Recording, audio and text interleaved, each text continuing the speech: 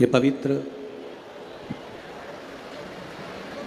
शारदीय नवरात्रे, जिसमें भगवान शिव की पवित्र 5 दिवसीय शिव महापुराण की कथा श्रवण करने का सौभाग्य आपको और हमको प्राप्त हुआ है। जब तक शिव की कृपा नहीं होती तब तक जिंदगी में हम एक कदम भी सतमार्ग की ओर बढ़ नहीं पाते।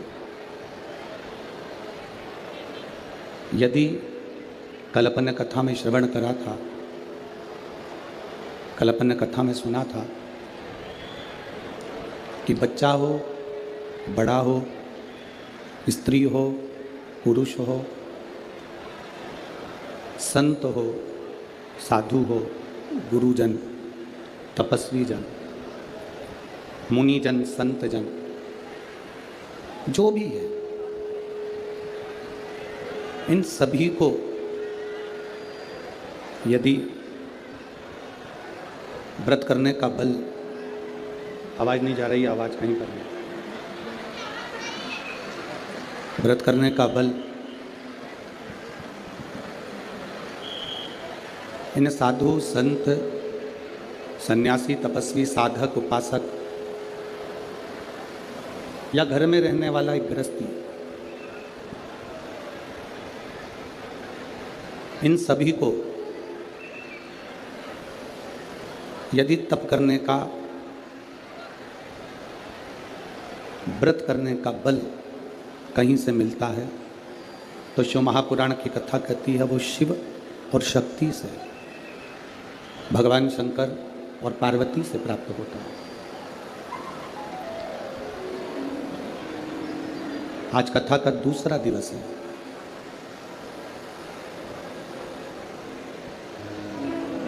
हम किसी भी कार्य को करें, शिव महापुराण की कथा कहती है हम जिस कार्य को करना चाहते हैं, जिस कार्य को हम करें,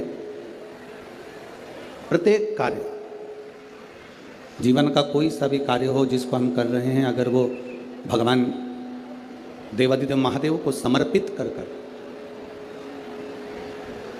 भगवान शिव को उस कार्य का पूर्ण फल भगवान देवादिदेव महादेव को देकर यदि हम कोई कार्य करते हैं तो शिव कथा कहती है ये निश्चित है कि उसका फल हमारे खाते में ही आता है और हम उससे आनंद की अनुभूति करते हैं।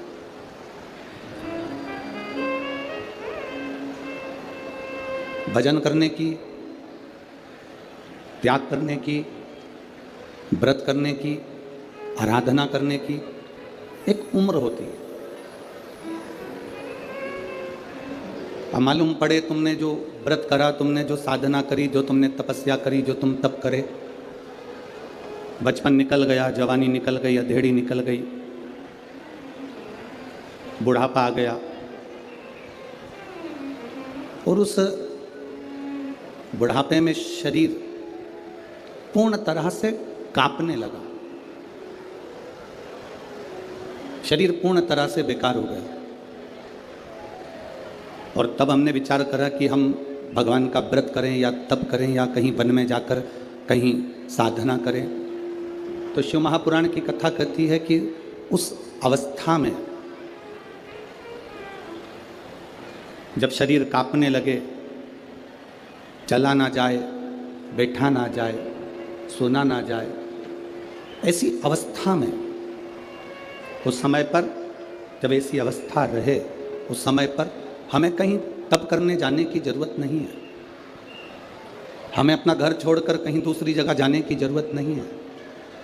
शिव महापुराण की कथा कहती है उस समय पर कहीं मत जाइए, उस समय पर अपने हृदय को तीर्थ बनाइए, अपने घर को तीर्थ बनाइए और भगवान का केवल नाम जाप कर कर भी हम सारे तीर्थों का फल पा सकते हैं। कि तेरी कृपा बिना न हिले एक भी अणु, लेते हैं श्वास तेरी कृपा से। बखान क्या करूं, नहीं लगता? अरे जम के तो बोलो, लगता है ना? देखो 5 दिन की कथा है, इसको दिल से सुनो। तुम्हारे ऊपर कैमरा आएगा, हाथ हिलाने से तुम परमात्मा के नहीं हो जाओगे। बहुत ध्यान रखना, कैमरे का काम है वो कैमरा करेगा, तुम्हारा काम है उस परमात्मा से लगन लगाना। इतनी दूर दूर से चलकर आए हो, सुबह 8-8, 9-9 बजे के बैठे हो। एक माता ने तो पत्र में लिखा है कि गुरुजी हम पानी भी ज़्यादा नहीं पीते, इसलिए नहीं पीते क्योंकि पानी पिएंगे तो वॉशरूम के लिए जाना पड़ेगा, चले गए तो जगह चली जाए।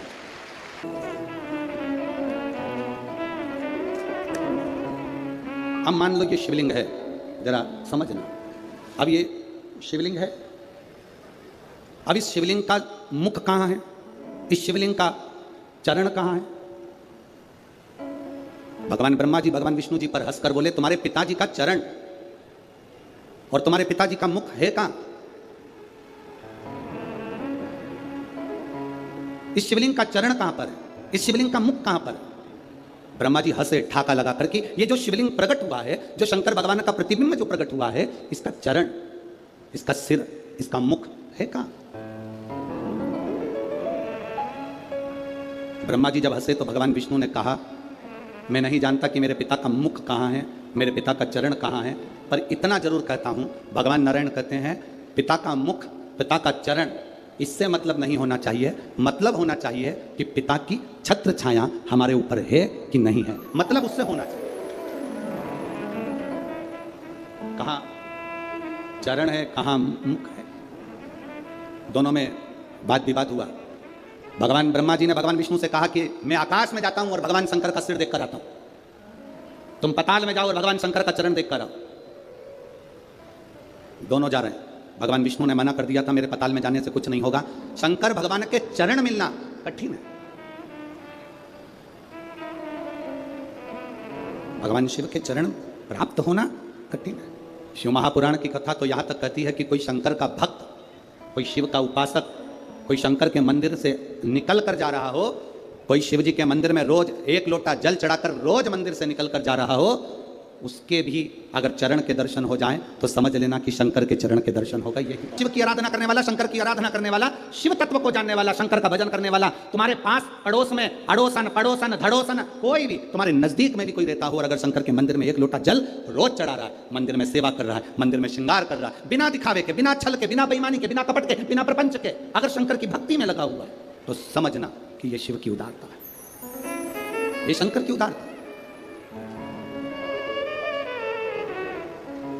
कल रात्रि को शाम के समय पर हम सविता मोहन जी मते जी से कह रहे थे, हम श्री मोहन मते जी की धर्मपत्नी जी से कह रहे थे कि माता जी, दीदी भाई, जी कहीं ना कहीं आपके पति श्री मोहन गोपाल जी मते जी का, आमदार जी का कोई ना कोई पुण्य शंकर जी के प्रति प्रबल जरूर हुआ होगा, उनकी शिव भक्ति दड़ी जरूर हुई होगी, तब जाकर उनके ये क्षेत्र में शिव महापुराण की कथा आई।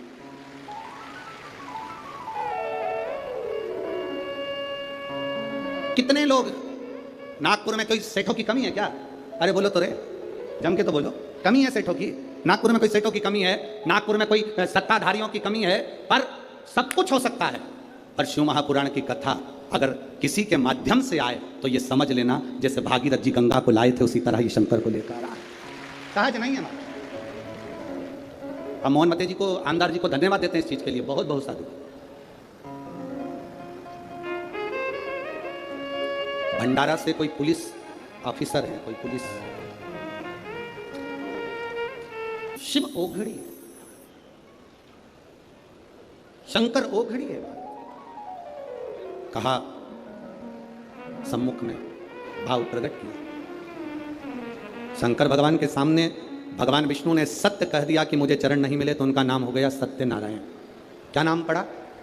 सत्यनारायण।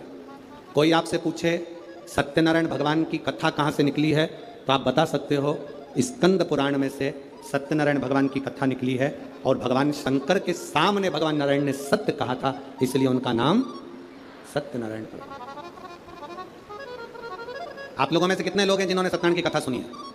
हाथ उठाओ जल्दी से। सबने सुनी है? रख लो। कितने अध्याय होते हैं? 5। पहले अध्याय में वर्णन आता है, एक ब्राह्मण ने सत्यनारायण भगवान की कथा सुनी फिर करी। बोलो सही है कि गलत? दूसरे अध्याय में वर्णन आता है, लक्कड़हारे ने कथा सुनी करी। तीसरे में भी आता है, साहूकार की पत्नी ने कथा का इसमें, लक्कड़हारे ने कथा सुनी करी। तीसरे में भी आता है, साहूकार की पत्नी ने कथा का स्मरण सुना किया। पूरे अध्याय में वर्णन आता है कि सत्यनारायण की कथा सुनी, कथा सुनी, कथा सुनी, पर 5 अध्याय में कहीं नहीं आता कि कथा थी कौन सी जो 5 स्कंद में सुनी थी। बोलो सही है? अरे बोलो तो जम के। उसमें लिखा है कि ये वाली कथा सुनी थी, उसमें लिखा सत्यनारायण जी की कथा सुनी फिर उन्होंने करी, पर थी कौन सी कथा? तो ये कथा थी जो ब्रह्मा और भगवान विष्णु के सामने घर्षण कर कर शिवलिंग की उत्पत्ति हुई और भगवान लक्ष्मी नारायण ने सामने खड़े होकर कह दिया शिव के चरण नहीं मिले, सत्य बोल दिए, इसलिए सत्यनारायण कथा प्रकट हुई। ब्रह्मा जी से पूछा आपको भगवान का सिर मिला? हाँ। ना मानो तो केतकी के फूल से पूछो, केतकी के फूल ने झूठ बोल दिया, श्राप दे दिया भोलेनाथ ने, तू मेरे पर कभी नहीं चढ़ेगा। गाय से पूछा, गाय ने झूठ बोल दिया, तेरा मुख अपवित्र होगा, तू झूठ बोली इसलिए झूठन खाएगी। ब्रह्मा ने झूठ बोला तो उनका सिर कट गया, कर्मनाशा नदी प्रकट हो गई, शीश कटा हुआ बड़ का पेड़ बन गया। कौन बड़ के पेड़ की पूजन करे? क्योंकि ब्रह्मा ने झूठ बोला था। तब भगवान नारायण ने कहा कि इस बड़ के पेड़ की कोई पूजन नहीं करेगा, लोग इससे नफरत करेंगे, आप कृपा कर दो। तब भगवान शंकर बड़ के पेड़ के नीचे एक लिंग की आकृति में विराजमान हो गए। शिव जी का नाम बटकेश्वर महादेव पड़ गया। बटकेश्वर, शिव का नाम बटकेश्वर महादेव पड़ गया। बटकेश्वर मान की ओर तब उसको समझना। आपकी और हमारी पूरी जिंदगी निकल जाएगी तो नहीं समझ पाएंगे कि शंकर है क्या, शिव है क्या। थोड़ा सा ज्ञान प्राप्त कर लिया और विचार कर लिया कि हम तो शंकर जी को बहुत जानते हैं, हम शिव जी को बहुत जानते हैं। ना ना भाई, शिव को पहचानना बहुत कठिन, बहुत कठिन। उसको पहचाने कौन? शिव महापुराण की कथा कहती है, राजा प्रसेनजीत ने अपनी दोनों लड़कियों का विवाह कर दिया था। नेनुका का विवाह शस्त्रार्जुन के साथ कर दिया था और रेणुका का विवाह जमदग्नि के साथ कर दिया। एक ऋषि के साथ, एक राजा के साथ विवाह हुई। मां रेणुका कच्चे घड़े में जल भरकर लाती थी, शिव जी को चढ़ाती थी, पति को लाकर देती थी। बड़ा जमदग्नि जी ऋषिवर को, गुरुवर को अच्छा लगता था कि मेरी धर्म पत्नी मेरे अनुकूल मिली।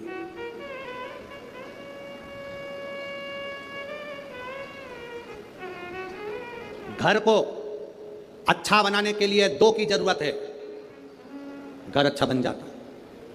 घर को अच्छा बनाने के लिए केवल 2 की जरूरत पड़ती है, एक मिस्त्री, दूसरी स्त्री। 2 अच्छी है। अगर घर अच्छा बनाना है तो 2 की जरूरत है, एक मिस्त्री, दूसरी स्त्री। मिस्त्री थोड़ा बहुत गड़बड़ होगा चल जाएगा, पर जगदम्बा गड़बड़ नहीं होगा चाहिए। मिस्त्री छत थोड़ी बहुत गड़बड़ डाल देगा तो पानी भरा रहेगा, बाथरूम का फर्श गड़बड़ डाल देगा तो पानी भरा रहेगा। मिस्त्री थोड़ा बहुत भी गड़बड़ निकल गया चल जाएगा, पर ये चंद्र घंटा, ये कुष्मांडा, ये स्कंदा अगर थोड़ी बहुत भी गड़बड़ निकल गई, रोज प्रतिदिन सवेरे हुई नहीं और देवी चालू सुबह से उठते से। अरे उठ गए क्या? पति बोला अभी तो सोया हूं, रात को लेट हो गया। देख लो जरा बच्चों को, जरा देखो, जरा दोनों झगड़ रहे हैं, स्कूल जाने के लिए तैयार नहीं हो रहा है, जल्दी देखो जरा। तो तू कहां पर है? मैं उनका टिफिन बना रही हूं। अब टिफिन बनाए जगदम्बा और पहुंच गए भोलेनाथ। अब भोलेनाथ भी कम है क्या, चिल्ला रहे, क्यों रे क्या कर रहे हो? बस पापा देखो ये बाथरूम में से निकल नहीं रहा, देखो पापा ये नहीं निकल रहा। अब पिताजी एक को चिल्लाए, दूसरे को चिल्लाए, पिताजी बेचारे घबरा गए, अंदर जाके वापिस सो गए। अब थोड़ी देर बाद जगदम्बा फिर टिफिन पैक करते करते कमरे में पहुंच गई। मेरे को तुम्हारे लक्षण बहुत बुरे हैं, अभी तक सो रहे हो। अब बेचारा जैसा था वैसा की वैसा ही उठ के बैठ गया। नवरात्रे चालू हो गए, स्थापना करना है देवी जी की पूजन करना, उठो जल्दी नहाओ। अब ये आरती गा रही, तेरे भक्त जनों पर माता भीड़ खड़ी, पति इसके पास में बैठ के इसका मुंह देख रहा, हे जगदम्बा तुझसे ज्यादा ये बड़ी है भारी, ये इतनी बात।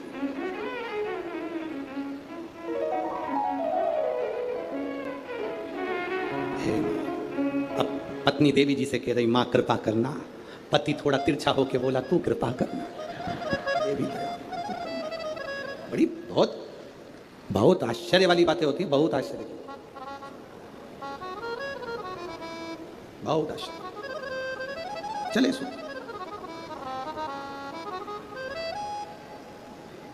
मां रेणुका कच्चे घड़े में जल लेकर आ शिव जी को अभिषेक के लिए जमदग्नि जी को दे रही हैं, अपने पति को। अच्छा मिस्त्री और अच्छी स्त्री घर को स्वर्ग बना देती है, श्रेष्ठ बना देती है। और अगर मिस्त्री थोड़ा बहुत गड़बड़ निकल जाए चल जाएगा, पर अगर स्त्री ठीक नहीं निकली तो घर में रहने वालों को स्वर्गवासी बना देती है। तो स्वर्ग तो जाने दो, स्वर्गवासी। एक पत्नी रोज तैयार होकर अपने पति से पूछती थी मैं कैसी लग रही हूं। पति बेचारा क्या बोले, रोज बोल देता था अच्छी लग रही है। अब एक दिन उसको गुस्सा आ गया, आज पूछे भला। और पति जा रहा था और पत्नी ने पूछ लिया कैसी लग रही है। पति बोला ऐसी लग रही जैसे हरी घास में भैंस चल रही। अब तो पत्नी को कांटे से खून नहीं, वो गुस्से में ला, भयंकर गुस्सा। जैसा पति है अगर वैसी धर्म पत्नी मिल जाए तो जिंदगी सार्थक, जैसी धर्म पत्नी है वैसा पति मिल जाए तो जिंदगी सार्थक। अगर दोनों में कोई विपरीत मिल गया तो फिर रोज प्रतिदिन रोज का।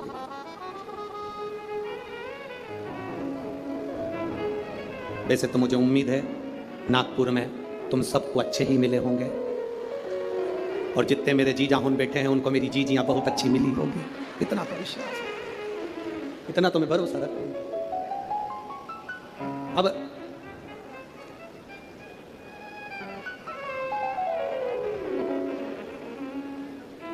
शिव कथा कह रही है। ऋषिवर ने अपनी धर्मपत्नी रेणुका से पूछा तुम कच्चे घड़े में जल कैसे लेकर आ जाती हो। रेणुका ने कहा स्वामी इस घड़े को मैं जब बनाती हूं पहले शंकर भगवान के शिवलिंग का निर्माण कर कर उसकी पूजन कर लेती हूं, उसके बाद जो मिट्टी बचती है उससे मैं घड़ा बना लेती हूं। घड़े का निर्माण कर कर मैं उस घड़े को लेकर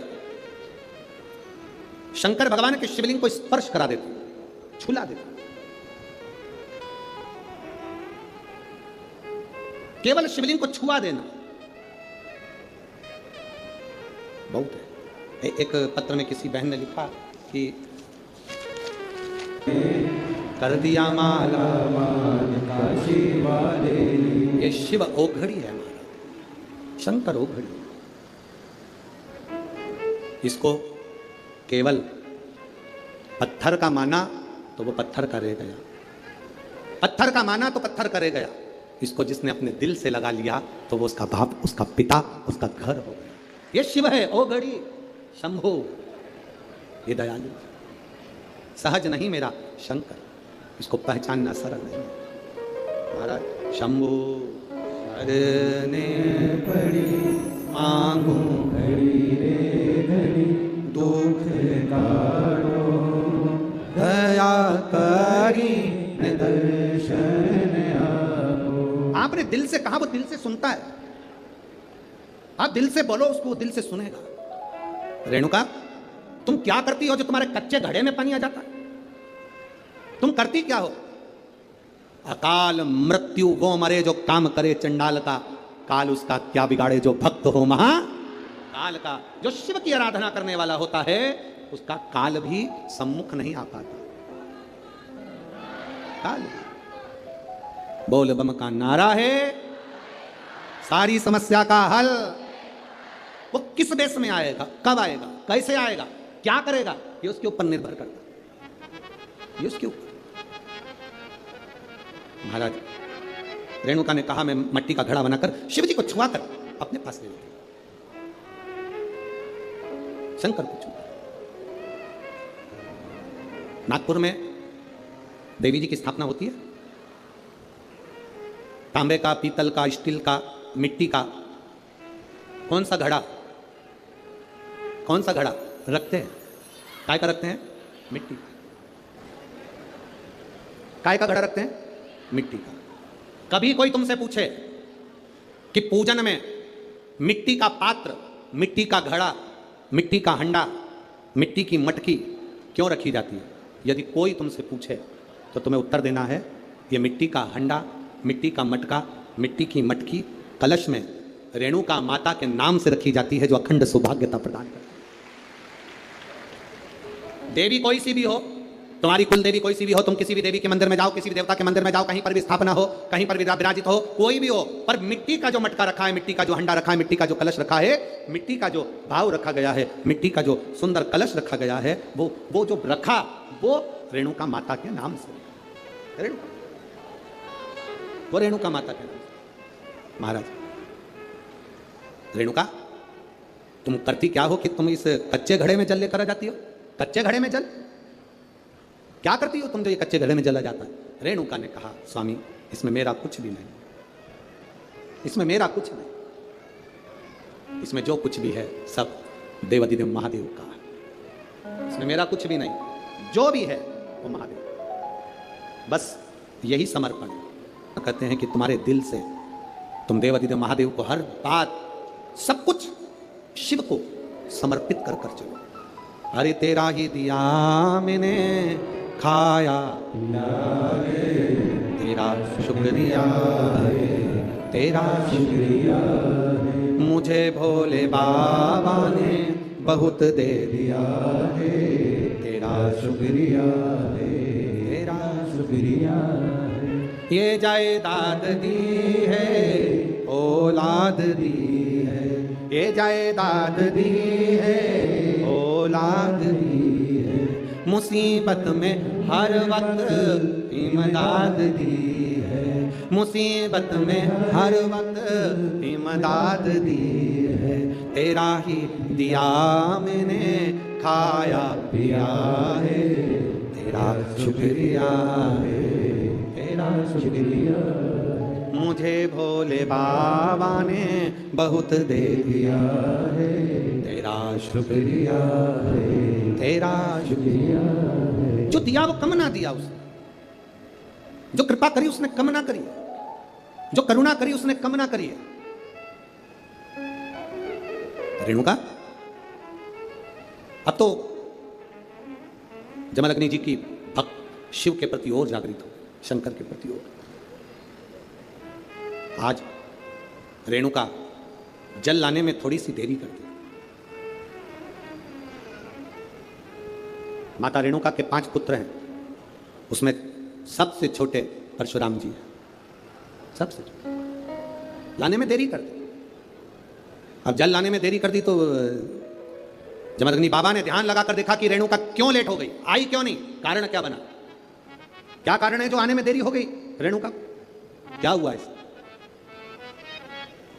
ध्यान लगाकर देखा तो क्या देखते हैं, रेणुका जल लेकर आ रही थी तो जल लाते लाते उसका ध्यान थोड़ा सा भटक गया, दृष्टि, मन, चित्त थोड़ा सा विचलित हो। विचलित किसी गलत जगह पर नहीं हुआ, कोई नौका विहार करते हुए आ रहा था और रेणुका के ध्यान में आ गया कि ऐसा लग रहा है कि मेरा महादेव मेरे सम्मुख में आ रहा है। ध्यान तो विचलित हुआ, दृष्टि तो विचलित हुई, ध्यान तो गया। अब ध्यान विचलित हो गया, दृष्टि विचलित हो गई, क्रोध आ गया बाबा को। अपने चारों पुत्रों को बुलाया, परशुराम जी आए नहीं थे उस समय पर, कहीं गए हुए। चारों पुत्रों को बुलाकर कहा तुम्हारी माता का सिर काट दो, तुम्हारी माता का सिर काट दो। चारों की चारों मना कर दिए। पिताजी क्या बोल रहे हो आप, माता का सिर और हम काटे, ये कहां की रीत, हम माता का सिर नहीं काट सकते, हम हमारी माता का सिर नहीं काट सकते पिताजी। पिता को क्रोध आ गया, श्राप वश कर दिया, चारों के चारों मूर्छा पाए, नीचे गिर जाए भूमि पर, पछाड़ खाकर जमीन पर गिर गए। तुम्हारा शरीर किसी काम का नहीं अगर तुमने पिता का कहना नहीं माना तो, वो शरीर किस काम का, पटक दिया नीचे। चारों पुत्र मूर्छा खाकर गिर गए। थोड़ी देर में परशुराम भगवान आ गए। परशुराम जी आए, आते से ही उन्होंने देखा कि मेरे चारों भाई पड़े हैं। पूछ लिया पिताजी से, पिताजी ये चारों को क्या हो गया? तुम्हारे पिता तुरंत कहा तुम्हारे भाइयों ने मेरा कहना नहीं माना, इसलिए उनको मैंने श्रापवश यहाँ पटक दिया, उनका शरीर बेकार हो गया, उनका शरीर काम का नहीं, मूर्छा में चले गए, उनको शुद्धता नहीं रही, शुद्धता पटक दिया। परशुराम जी ने अपने पिताजी से कहा, बेटे पिता की आज्ञा ना माने तो बेटे किस काम के, पर आज्ञा क्या करी आपने, आप क्या चाहते हो वो बोलो ना। पिताजी ने कहा, ले परशुराम ये फरसा ले और तेरी माँ का गला काट दे, शीश काट दे, उतार शीश। परशुराम जी ने पूछा कि मैं शीश काट दूं? हाँ। हाथ में फरसा लिया परशुराम जी ने, और एक बार भी अपने पिताजी से यह नहीं पूछा कि तुम क्यों कह रहे हो इस मां को मारने के लिए, एक बार भी नहीं पूछा। पिता की आज्ञा है स्वीकार करूंगा, पिता की आज्ञा है स्वीकार करूंगा। जरा विचार करिएगा, अपनी चित्तवृत्ति में लेकर आइएगा इस बात को। एक पिता आज के बेटे से कहता है कि मुझे एक गिलास पानी लाकर दे दो, और बेटा अपनी माता से कह देता है मम्मी पापा को पानी दे दो। जरा विचार करना, ये दुनिया की रीत, ये दुनिया का क्रम, जिस समय पर वृद्ध अवस्था में आप अपनी वसीयत लिख रहे होगे, जिस समय पर आप अपनी प्रॉपर्टी अपने बच्चों को दे रहे होगे, जिस समय पर आप वसीयत लिख रहे होगे, उस वसीयत को पढ़ के देखना, पूरी प्रॉपर्टी में पूरी वसीयत को पढ़ के देखना, पूरी प्रॉपर्टी में पूरी वसीयत में सबका नाम होगा, पर उस वसीयत में तुम्हारा नाम नहीं होगा। तुम अपने लिए कुछ नहीं रख पाओगे और ना तुम उसका प्रयोग कर पाओगे। बच्चों के लिए कमाया, बच्चों के लिए छोड़ जाओगे, और अंत में एक फोटो और उसके ऊपर प्लास्टिक के फूल की माला चढ़ जाएगी और अंत बिंदु हो जाएगा। क्या दिया?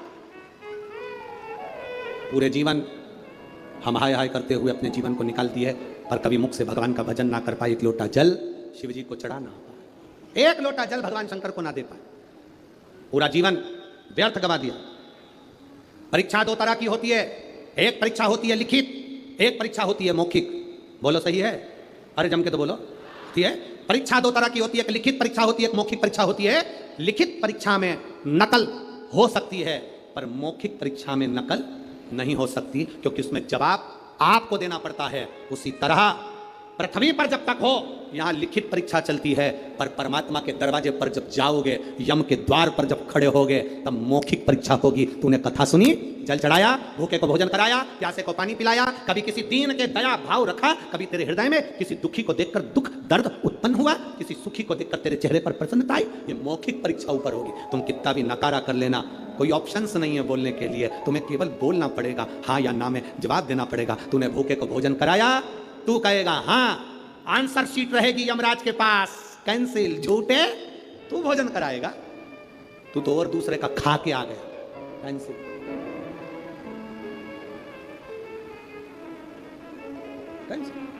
और महाराज शिव कथा कह रही है, अरे मत बुरे कर्म कर बंदे वरना पछताएगा, भगवान की आंखों से तू बच नहीं पाएगा, तू बच नहीं पाएगा।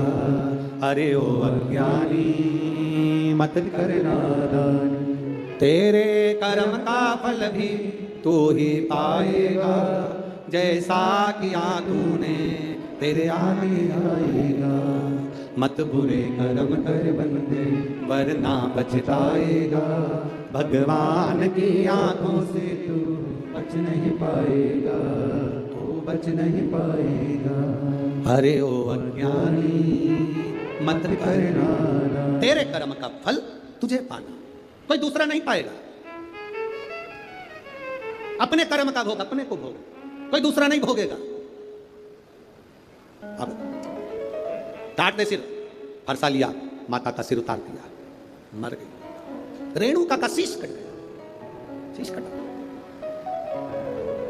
जमदग्नि जी प्रसन्न हो गए, पुत्र बड़ा प्रसन्न हूं मैं, वर मांग, तुझे क्या चाहिए? 2 वर दे दो, मांग। एक वर तो ये कि मेरे भाइयों को वापिस मूर्छा से उठा दो, तथास्तु। दूसरा वर मांग ले, मेरी मां को वापिस जिंदा कर दो, वापिस मेरी माता को जिंदा कर दो। जमदग्नि जी ने कहा यह कभी नहीं हो सकता, यह विधि का लेख मैं नहीं टाल सकता।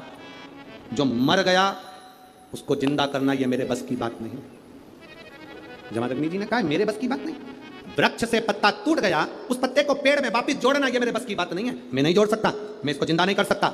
परशुराम भगवान की आंख में जल भर गए, मेरी मां रेणुका जीवित कैसे होगी, कैसे जिंदा होगी? पिता जमदग्नि जी ने कहा, सुनो परशुराम, तुम्हारी माँ शंकर की भगत है, शिव की उपासना इसने करी है। विधि लिखना ये देवताओं का काम है, भाग्य लिखना ये देवताओं का काम है, पर भाग्य को बदल देना ये महादेव का काम है। भाग्य को अगर कोई बदल सकता है तो वो केवल एक, वो है देव अधिदेव महादेव, दूसरा कोई नहीं बदल सकता। ललाट को बदलेगा कौन? केवल शिव। एक पत्र आया है, आराधना शिव हरे, अति आपकी शिव भक्ति, शंकर का गुणगान, शंकर की उदारता, जब आप भजन करते हो तो उसकी उदारता, उसकी कृपा, उसकी दया हम पर बरसती है। यह नित्यता बरसती है। सहज नहीं मेरा शंकर, सरल नहीं मेरा शंकर, और घड़ी है। महाराज शिव कथा कर रही है, भगवान देवादिदेव महादेव का संवाद कर रहा है। विधाता का काम है लिखना, देवता का काम है भाग्य लिखना, पर भाग्य को बदलना अगर कोई बदल सकता है तो वो केवल एक बदल सकता है, वो देव अधिदेव।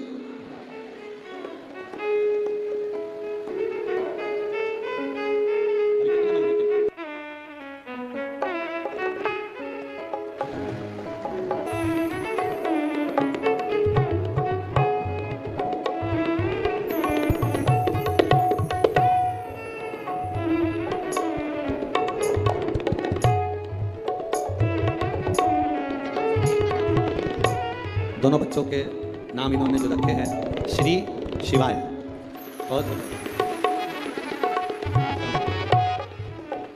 शिव कृपा, शंकर महाराज शिव तत्व कहता, तेरे डमरू की धुन सुन के मैं काशी नगरी आई हूँ। तेरे डमरू की धुन सुन के मैं काशी नगरी आई हूँ। तेरे डमरू की धुन सुन के मैं काशी नगरी आई हूँ। तेरे डमरू मैं काशी नगरी आई हूँ। मेरे भोले ओ बम भोले मैं काशी नगरी आई हूँ। मेरे भोले ओ बम भोले मैं काशी नगरी आई हूँ। हर हर महादेव है। बड़े भाव से बाबा से प्रार्थना, जहां जगह मिले वहां बैठकर बाबा से दिल से भाव के साथ में आनंद के साथ प्रार्थना करेंगे। सभी भाव के साथ में बाबा से अपने मन की बात हृदय से कहेंगे।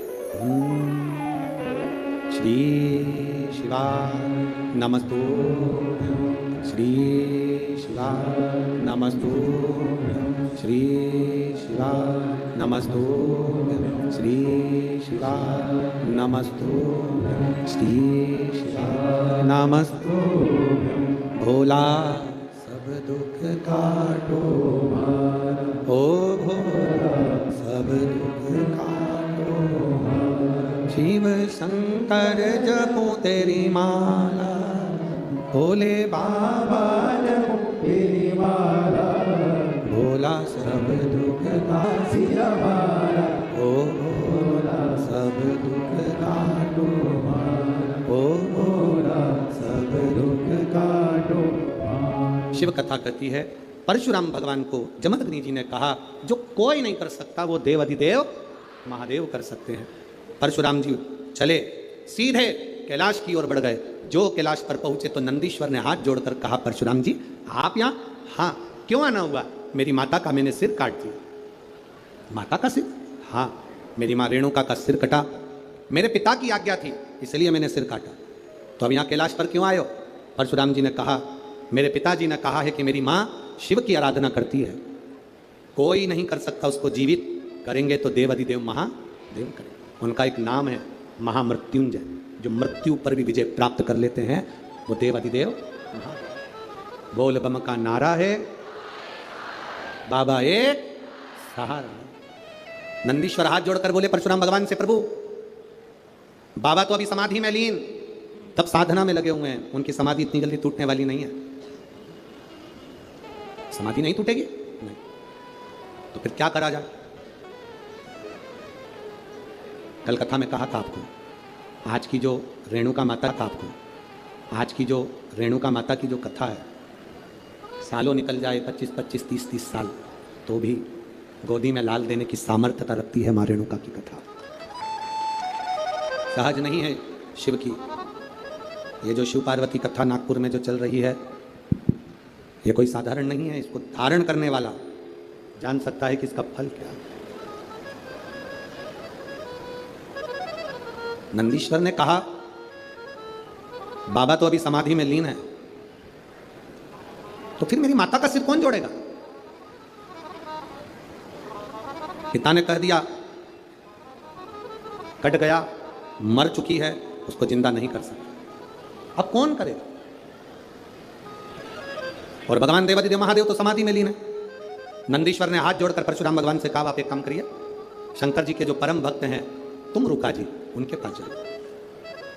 शिव जी के परम भक्त तुम रुका? हाँ। कहां मिलेंगे? शंकर का भक्त कहां मिलता? सिर पर त्रिपुंड, गले में रुद्राक्ष, मुख पर शिव नाम, चेहरे पर तेज, जब भी मिले तो भगवान का भजन करते मिले, इसे तुम रुका जी मिलेंगे कहां? किसी ने पूछा, गुरुजी सिर पर तिलक लगाना जरूरी होता है क्या? हम उनसे कहते हैं, ये महाराष्ट्र से नागपुर वाले रास्ते से तुम सीहोर जाना, गए हो?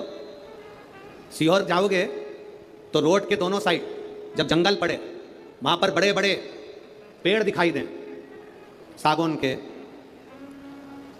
बड़े बड़े वृक्ष दिखे, उन वृक्षों पर सफेद कलर से पुता हुआ होता है। देखिए आप लोगों ने देखा, पेड़ों पे एक छोटा सा पट्टा सफेद कलर का लगा रहता है, किसी पे लाल लगा रहता है।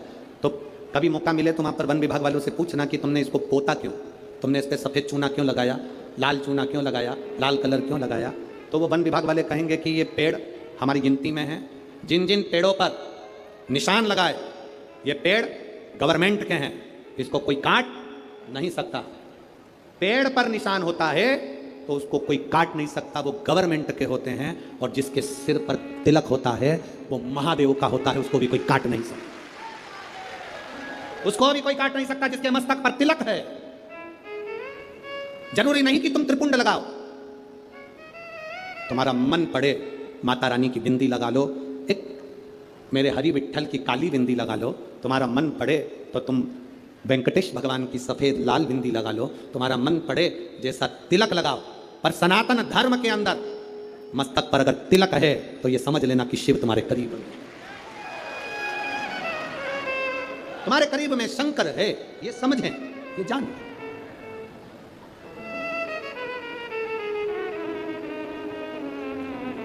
आजकल लोग गाड़ी में सफर करते हैं ना, तो गूगल से रास्ता देखते हैं। अरे बोलो तो सही है क्या? देखते हो, गूगल तुम्हें रास्ता दिखा सकता है, गूगल तुम्हारी गाड़ी को रास्ता बता सकता है, पर गूगल कितना भी गाड़ी को रास्ता बता दे, पर इंसान को सही इंसान बनने का तरीका कोई दूसरा धर्म नहीं, केवल सनातन धर्म ही बता सकता है। कोई दूसरा धर्म नहीं बता सकता आपको। सनातन धर्म जो बताएगा वो दूसरा धर्म नहीं बता सकता।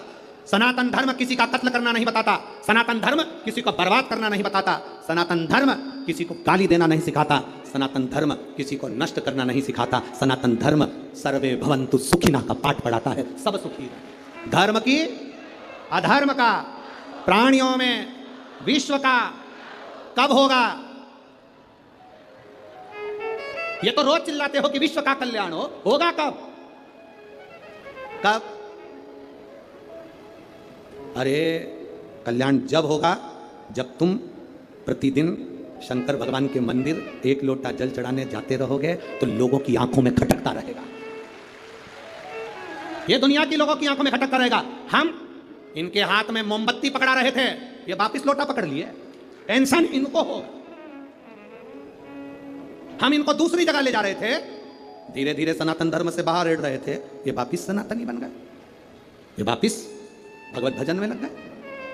परशुराम भगवान हाथ जोड़कर कहते हैं, मुझे तुम रुका जी कहां मिलेंगे? तुम रुका जी जिनके मस्तक पर तिलक है, तुम रुका जी जिनके गले में रुद्राक्ष है, वो कहां मिलेंगे? कहा सामने मृत्युलोक में कहीं वो शिवलिंग का निर्माण कर पूजन कर रहे होंगे। तुमरुका जी को जाकर देखा, जो प्रणाम करा तुमरुका जी को। तुमरुका जी ने मुस्कुरा कर पूछ लिया। तुमरुका जी, शंकर का जो भक्त होता है बड़ा मुस्कुरा कर आनंद के साथ रहता है। शिव का भक्त कभी रोकर नहीं रहता, शंकर का भक्त कभी दुखी नहीं रहता। शंकर का भक्त अलमस्त मिलेगा, जब भी मिलेगा तुम्हें पूरे 32 की 32 दांत निकालता ही मिलेगा, पक्का। शिव ओघड़े है। अच्छा तुम ईमानदारी से बोलो, जिंदा जी मुस्कुराना पसंद करोगे कि मरने के बाद? हैं? पर बहुत सारे ऐसे लोग हैं जिनके घर में फोटो टंगा है उनके बूढ़े बूढ़े लोगों का, उनके फोटो में बढ़िया सिर पे पल्लू लेके मुस्कुराते दिखेंगे। उसका कारण क्या है? ये जिंदा थे तो नहीं मुस्कुराए, मरने के बाद मुस्कुराए। आप सबसे निवेदन है रे नागपुर वालों, ओ ऑरेंज सिटी, ओ संतरे वालों, तुम सबसे निवेदन है कि जिंदा जी जितने मुस्कुरा के अपनी जिंदगी जी सकते हो, फुल एंजॉय के साथ जियो, खुश होकर। जीते जी खीर खाओ, हलवा खाओ, तुम्हारी मर्जी पड़े पूरे पकवान खाओ, पर दूसरे के प्राण मत खाओ। जीते जी तुम्हारा मन पड़े उतने आनंद में खीर पूड़ी भजिया पकोड़ा सब खाओ। मरने के बाद तुम्हें ये डायरेक्ट नहीं मिलेगा, कंडा जलाएंगे, उसके ऊपर ऐसे थोड़ा सा खीर पूड़ी छोड़ेंगे और तुम्हारा फोटो, तुम ऐसे मुस्कुरा रही होगी और पूड़ी ऐसे तुम्हारे मुंह पे चिपकी होगी और धुआं तुम्हारे पास लग रहा होगा। धीरे धीरे छोटे छोटे बच्चे आके पूछेंगे, मम्मी क्या कर रही हो? मम्मी कहेगी दादी को खीर पूड़ी खिला रहे। देख अभी बताऊं तेरे को, ऐसे मल के फोटो में चिपकी हो। 16 श्राद्ध में चिपकती है, अगली 16 श्राद्ध में निकलती है, पूरी 1 साल चिपकी रहती है। क्या करूं? इसलिए अरे मान मेरा कहना, नहीं तो पछताएगा, और माटी का खिलौना माटी में। अच्छे फोटो को लाना है, स्माइल देना पड़ेगा।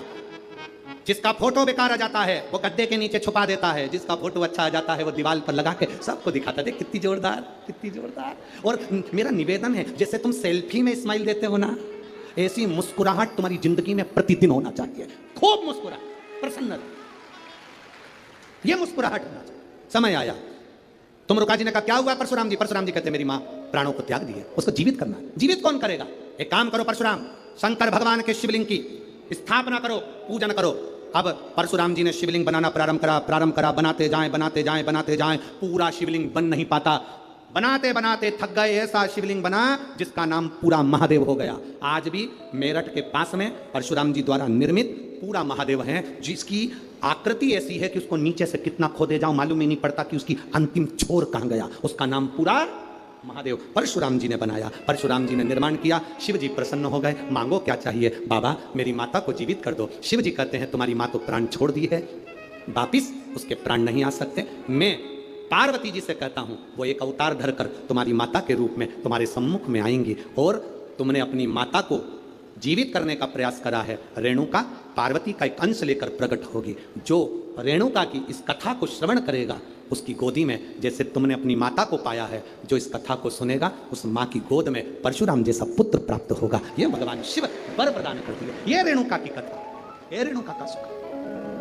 बोल रेणुका माता की, ये रेणुका का सुख है। आया समय, माता पार्वती आनंद के साथ रेणुका के रूप में विराजमान होती हैं। हिमालय राज के यहाँ पर माता सती का प्रागट्य होता है। माता पार्वती जी का विवाह शिव जी के साथ में हो रहा है। मंगल विवाह की ओर भगवान शंकर माता पार्वती जी के साथ में आनंदमय विवाह कर रहे हैं। जोरदार ताली बजाकर स्वागत करें। माता पार्वती जी शिव जी के गले में जयमाला पहना रही हैं। जोरदार ताली बजाइए। हर हर महा